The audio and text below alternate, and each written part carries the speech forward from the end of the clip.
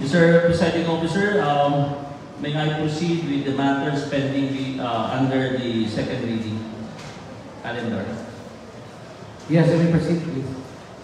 May I call the attention of the members of the Sanggunian that we will now consider item number 1. Mr. Presiding Officer, this is a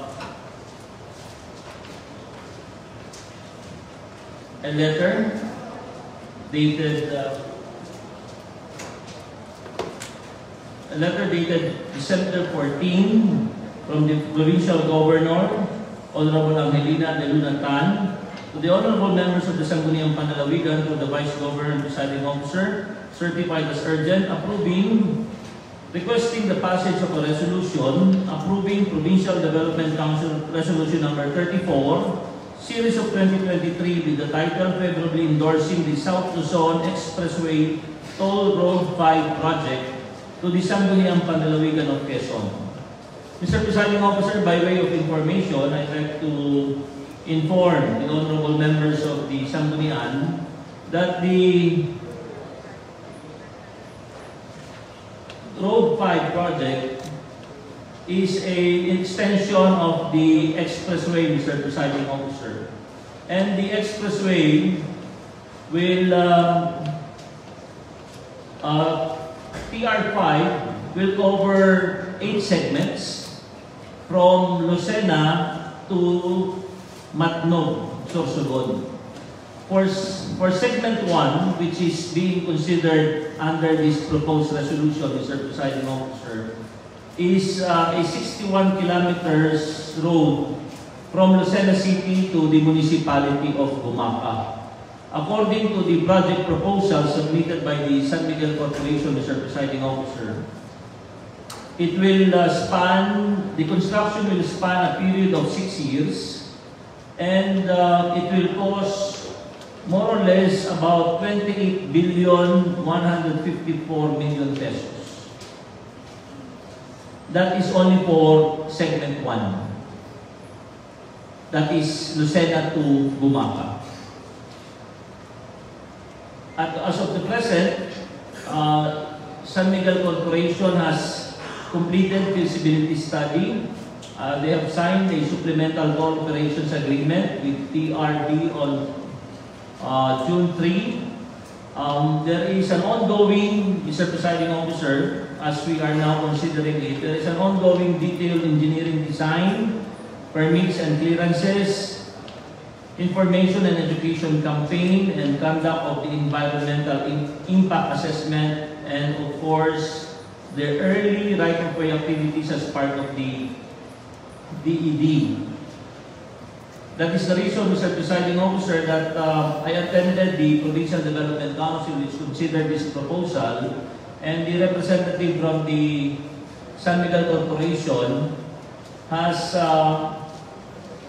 conveyed that they are ready to proceed, Mr. Presiding Officer, and this will benefit our constituency starting in Lucena City as far as Gumaca.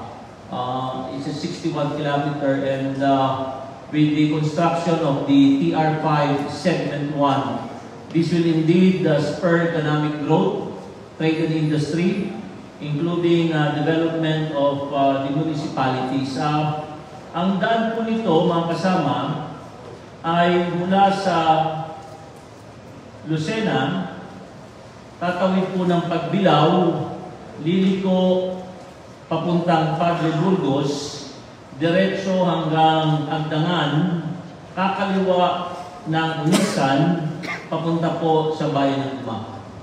That is the route, Mr. Presiding Officer. 64 kilometers.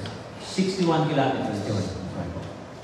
Thank With you. that, Mr. Presiding Officer, I have the honor to move for the adoption of a resolution favorably endorsing the South Luzon Expressway Toll Road 5 project as proposed by the Provincial Development Council under PDC Resolution number 34, Series of 2023. I so move, Mr. President. Thank you, Mr. Majority Floor Leader.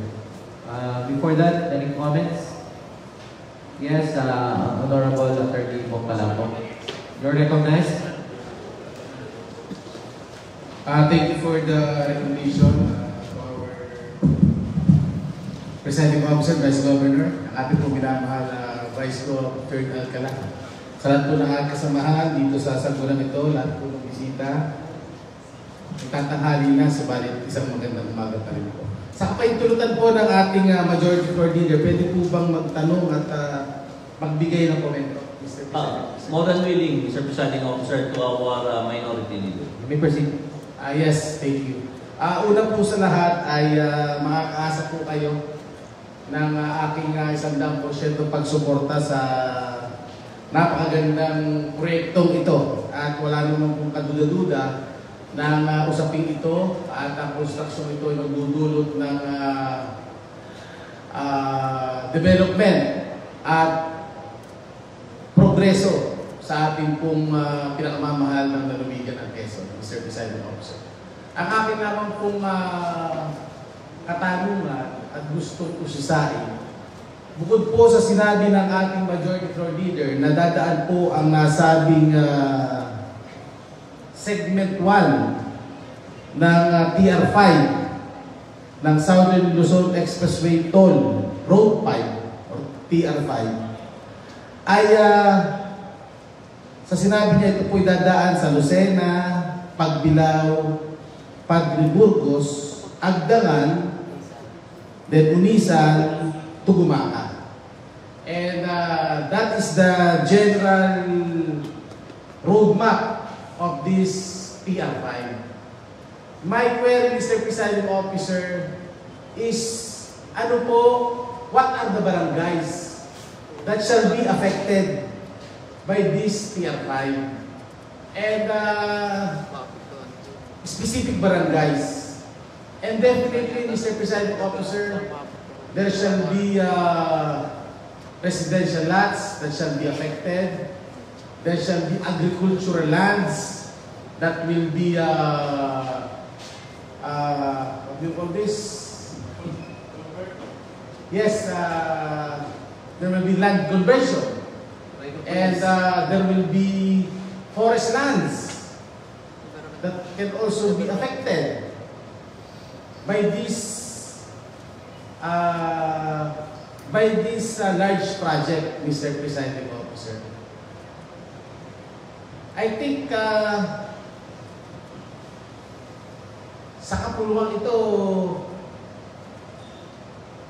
nakararami ay hindi alam po, Mr. Presiding Officer, ang mga barangay, ilog, lansangan, mga lupain, tatamaan nitong TR5 na ito, Mr. Presiding Officer.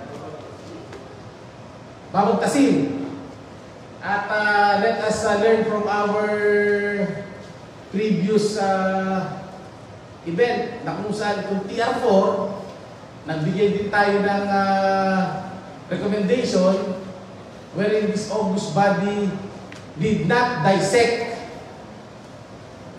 the exact location and barangays which TR4 will traverse, dadaanan. At dahil dito, siguro ba ito bukas na aklat, hanggang ngayon, Mr. Presiding Officer, hindi pa rin tapos yung TR4. Bakit po, Mr. Presiding Officer? Sapagkat, inaayos pa rin po yung daan na dadaanan ng TR4. At yung mga exit, hanggang ngayon, hindi pa rin po may turo kung saan lalabas at papasok doon sa TR4, Mr. Presiding Officer. Now we're talking about TR5, Mr. Majority Floor. Sa ating pong Presiding Officer. Sana po, para maiwasan po ang mga problema tulad nito na nabanggit ko sa TR4 na hanggang ngayon po hindi matapos at kung ano-anong mga marites ang ating naririnig na hanggang sa Chaong lamang daw sa ngayon nabubuksan, hindi pa nga ako nasisimulan hanggang Chaong hanggang Lucena at exit. Sana man lang po, Mr. Presiding Officer, sa aking pag-iisip lamang, Mr. Presiding Officer, to my mind, sana po mausisa po natin mabuti ang eksaktong mga babagtasin ng nasabing karsada sa TR5 para po maiwasan ang mga sigalot na pwede mangyari tulad sa TR4 po, Mr. Presiding Officer, na kung saan ilang beses na po tayo nag-groundbreaking dyan. Ako po'y konsyal pa ng Lucena, nag-groundbreaking na dyan. First time ako ng Bukal, under bagong presidente na naman ng Pangulo ng Pilipinas, nag-groundbreaking po. Nakatatlong Pangulo na po Pilipinas, nag-groundbreaking, Mr. Presiding Officer. Pang-apat na ito, Mr. Presiding Officer. Mula kay Gloria, Pangulong Gloria Macapagal, inabot ko po, groundbreaking ng TR4 na yan. Kinalta ni Pangulong Benigno, another groundbreaking, Mr. Presiding Officer. Then, Pangulong Duterte, another groundbreaking, SNC na. Ngayon, under Ferdinand Bongbong Marcos, sa Tukayo pa man din, malamang, Mr. Presiding Officer, magkaka-groundbreaking naman po tayo. Kaya, hindi tawag pong pag-uusisa, Mr. Presiding Officer, kung papayag lamang po naman si Majority Group na kung saan I really respect his opinion and pending motion regarding this matter.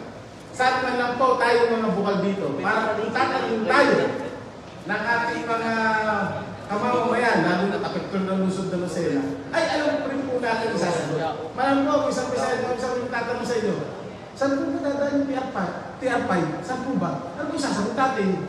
Ay, di po natin kung sasagot natin. Sasagot po natin dadaan sa Lucena, Pagbilaw, Burgos, Unisan, Gumaka. Parang wala rin po tayo nasagot.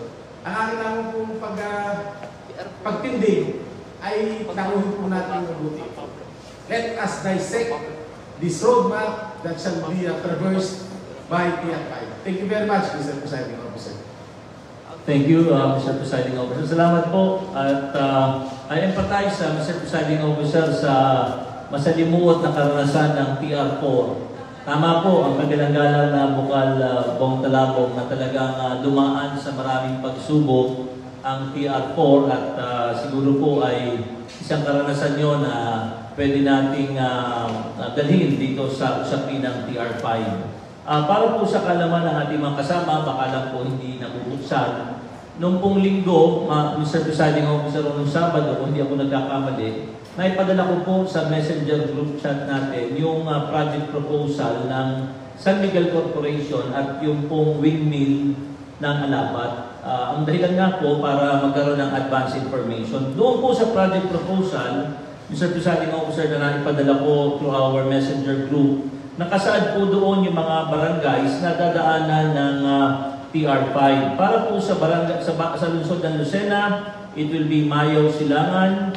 Sa Pagbilaw po ay Talipan, Bukal, Antipolo, Mayhay, Ikirin, Pinagbayanan, Ibabampal sa Bangon, Binahan, Kanluran, Malikboy, Silangang Malikboy. For Padre Burgos, Mr. Presiding Officer, it will be Sipa, Inguinin, Rizal, Duhat, Villapas, Danlagan, Yawi, San Isidro, Cabuyao Norte, Cabuyao Sur, Kinagunan, Ilaya.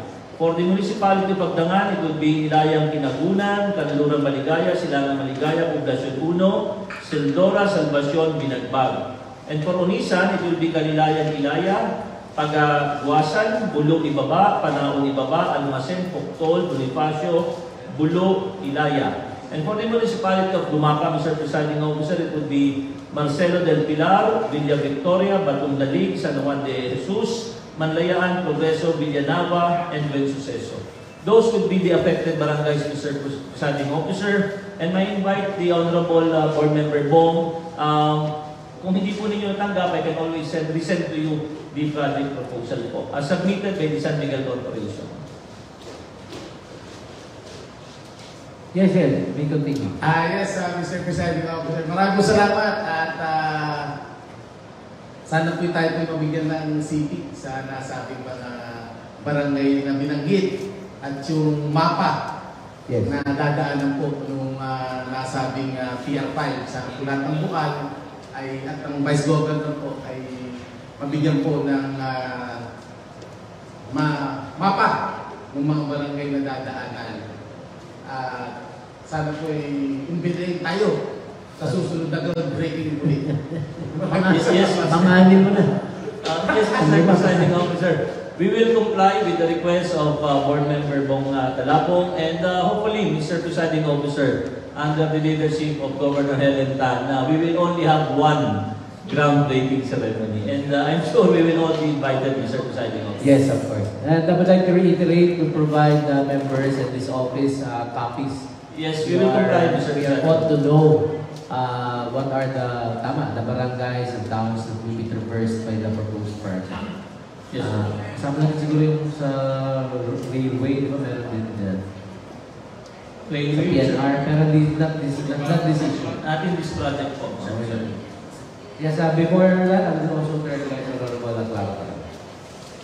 Mahal na Tagapangulo, para po sa kabatiran ng ating po mga miyembro, bagamat nabanggit na po, yun po mga barangays na dadaanan o maaaring magpasin, ito pong TR5 o proposed TR5, matatandaan po natin na noon pong iminungkahi rin yung TR4 ay tila baga nga sigurado na itong mga barangay nito ang dadaanan. Pero hindi po yun karakaraka nangyari.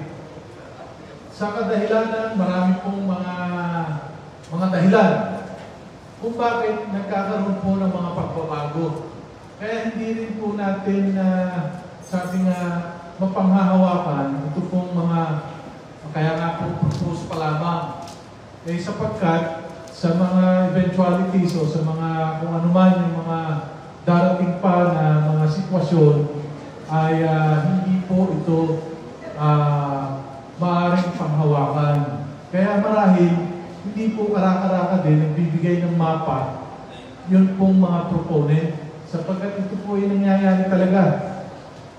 Mamaya sasabihin yung TR4 po, naging karanasan natin nung una ang proposal ay medyo sa itaas dadaan. Pero dahil nagkaroon ng mga resistance, so pag sabi nga pagtutol sa iba nating mga kababayan, medyo ibinaba. Naandun din itinaas ulit. Tapos ibinaba na nga naman medyo mababa talaga. Dun ho sa mga pagbabago na yun, nagkakaroon din po ng pagbabago sa mga budget. So, ito pong mga usapin na ito. Kaya nga po, akin din imumungkahi, total, dahil nagpo-propose na dyan para sa TR5, maaari po bang mabigyan ng kopya o ng CP ang kapulungan ito para doon sa naging accomplishment na o doon sa pinal na dinaanan ng TR4 para na rin po sa kabatiran ng miyembro ng Sangguniang Panlalawigan. So, ibig sabihin, marapat lamang din po na maintindihan natin at malaman natin ano na po ang status nun pong TR4. Paano na sa ganon ay maikonekta na natin ito doon sa minumungkahi o doon sa proposed TR5. Mahal na Tagapangulo. Salamat po. We will endeavor, Mr. Presiding Officer, to secure a opportunity for us to be briefed or appraised with regard to TR4.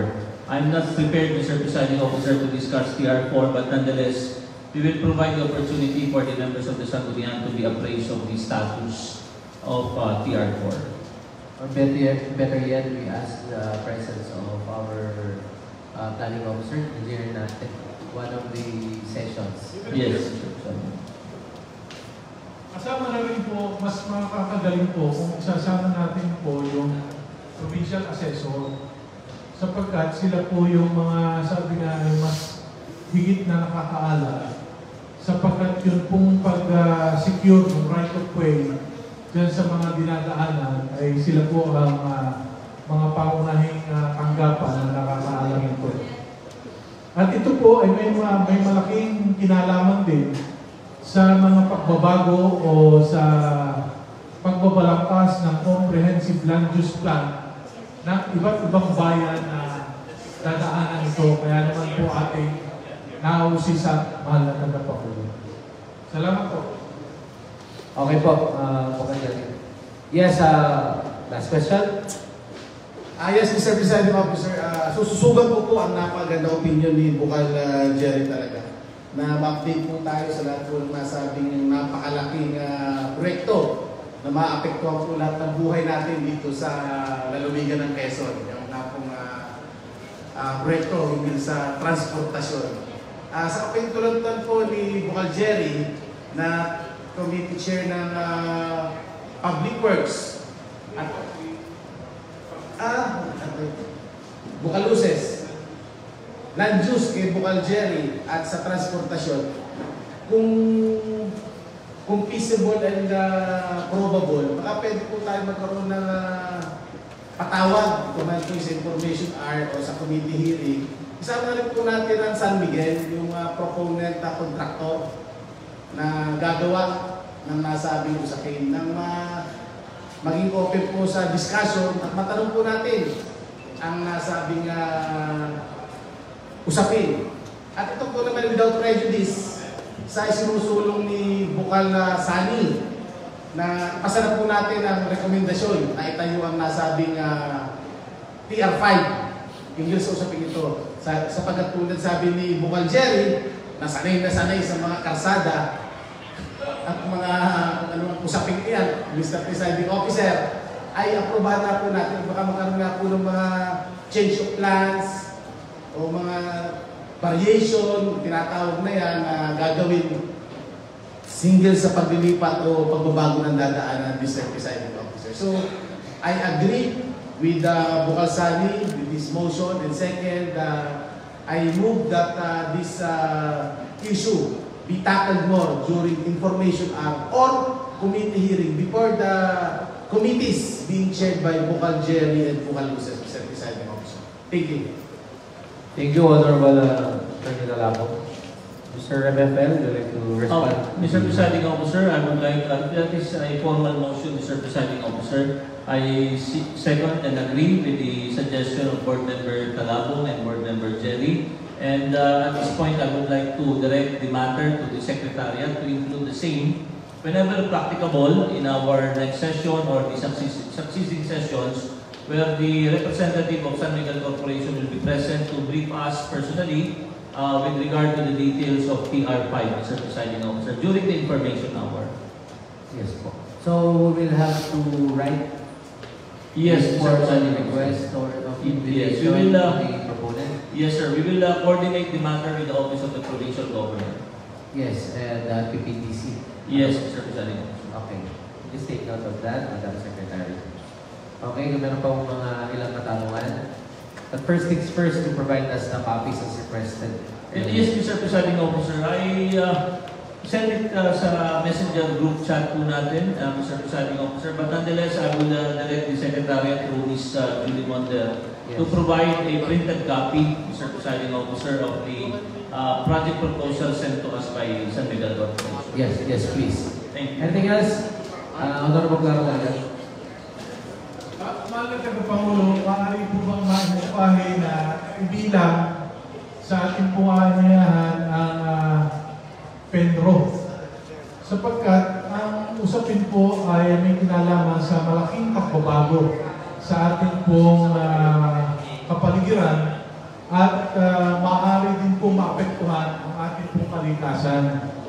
Ibig sabihin, marapat po na madinig ng kapulungan ito kung gaano kahanda ang ating lalawigan upang tanggapin para po dito sa napakalaking proyekto kagaya nito, mga tagapangulo.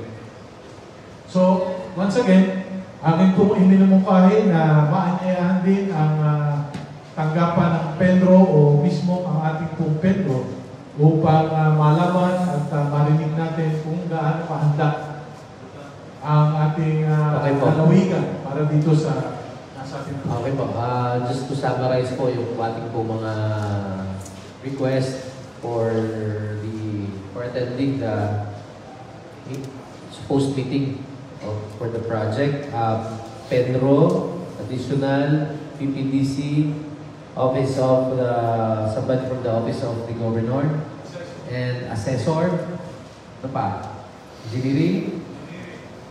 Engineering, tama? Sige po, sino pa po? At yung proponent, the project proponent.